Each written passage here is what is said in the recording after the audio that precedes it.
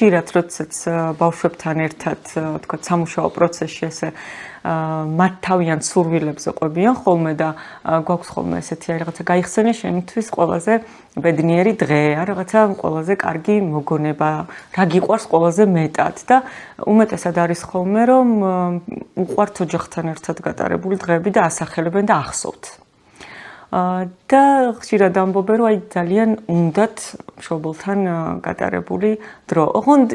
ისეთი არა, როგორცაც ჩვენ შეიძლება მშობლები ვთვლიდეთ, რომ აი ერთად ვატარებთ მაგალითად, რომ რაღაცა ერთ სივრცეში ვართ, ერთ სივრცეში ყოფნა არ არის ერთად დროის გატარება. ერთად დროის გატარება არის, აი პირისპირ, როგორც ახლა მე და თქვენ ერთმანეთ თვალებში ვუყურებთ და ამ რეალობაში ამ წუთას განვიცდით ამ ერთობას, აი ასეთი თამაშით, კონტაქტით, სეირნობით და რაღაცა აი ეს ძალიან უყვართ და მადლობა ამ შესაძლებლობისთვის. ნებისმიერ ასაკში სხვათა შორის ახლა ხშირად არის რომ განსაკუთრებით მოზარდი შვილები რაღაცა ეტაპის მერე ცოტა დისტანცირდებიან ხოლმე მშობლებისგან, ხო რაღაცა ჩვენც მაგ ამბავს გავდივართ და მინდა ვთქვა რომ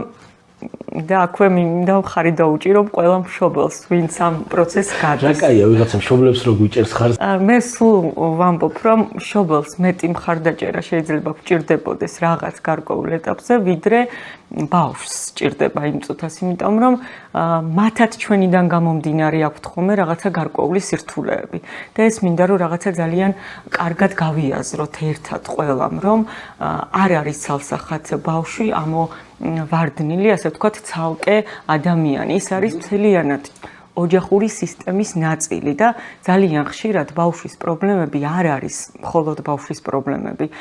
და ბავშვი ამ პრობლემის გამოტანით, ასე ვთქვათ, და გამოჩენით მთლიანად მთელი ოჯახის რაღაცა აი ამ ფარულ საკითხებს ავლენს ხოლმე და ხშირ შემთხვევაში გვაქვს მაინც აქცენტი, რომ აი ის უნდა მივიყვანოთ, თქვათ, სპეციალისტთან, ხო, აი მას ჭირდება დახმარება და მშობლები საკუთარ საჭიროებებს ვივიწყებთ ხოლმე. და თუ შეცდომებზე ვსაუბრობთ, პირველი და უპირველესი რაც შეიძლება ვთქვა მშობლების ჩვენს შეცდომებზე, ეს არის რომ ჩვენ საკუთარ თავზე ზრუნვის საშუალებას და უფლებას არ ვაძლევთ საკუთარ თავს. და ეს არის უმთავრესი, იმიტომ რომ ჯანსაღად განვითარებული ბავშვის უკან დგას მშობელი, რომელიც უპირველესად ჯერ საკუთარ სიჯანსაღეზე ზრუნავს, საკუთარ მენტალურ კეთილდღეობაზე ეგ რაღაც ბუნებრივი ამბავი მგონია, რომ მშობელი ცდილობს, რომ მთელი თავისი ძალღონე გაუშვას შვილისკენ და რომ გამოდის ეგეთ შეცდომა. ის ძალღონე, რომელსაც გაუშვებს და რომ თვითონ თუ რაც უნდა გაუშვათ, საუბარში მიარჩავერე. რაც უნდა გაუშვათ, ის რაღაცა ჯერ ჩვენ უნდა შევივსოთ, ხო, საიდანღაც ის შესაძლებლობაც, ხო, რაღაცნაირად, როდესაც მშობელი არის ემოციურად ძალიან მოწყვლადი და ესეთი სავსე თავისი ემოციებით, შვილებთან დაკავშირებული ემოციებით და არ აქვს მშობელს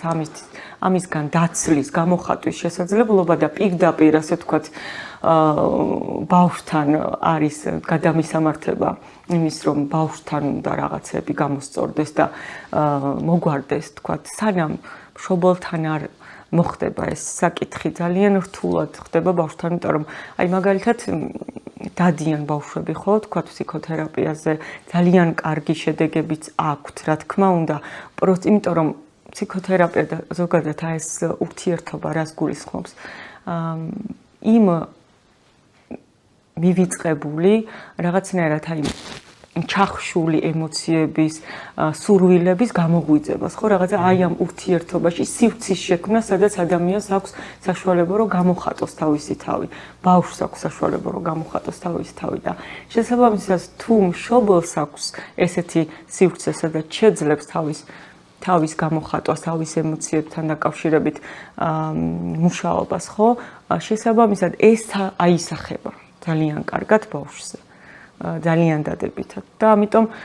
პირველი აი ამ შეცდომას გამოვასწორებდი ჩვენში მშობლებში, რომ რაღაცა მეტად შეგვეძლოს ვიზრუნოთ საკუთარ თავზე და